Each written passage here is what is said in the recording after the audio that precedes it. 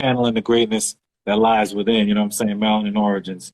And, one of the things that I think to answer your question is that you have to pick a starting point, right? We can't complain, right, about how when I was in elementary school that, like one of the guests in the show in the chat was saying when they was in elementary school, all they heard about was Christopher Columbus and the slaves.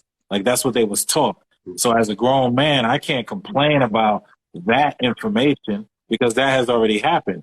You know what I mean? Like I'm 46. Louis not my age, he's younger. There's some 26-year-old brothers out there. There's some 16-year-old brothers and some 6-year-old kids. So at some point, though, we have to introduce knowledge, right? Different information than they were taught in school because we know that in school it's just about socialization. So my thing is with Melanin Origins, right? Let's take us for an example.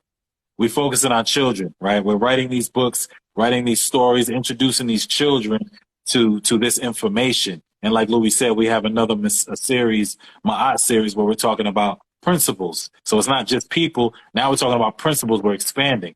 But what happens is, and this happens every time, and this is why I think it's beautiful.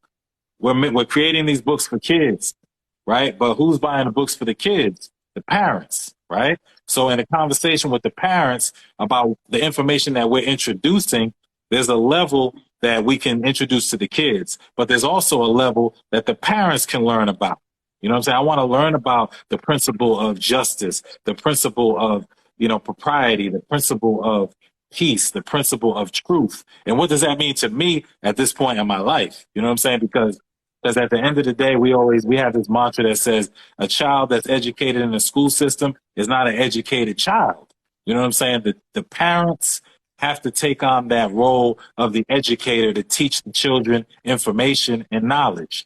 So I believe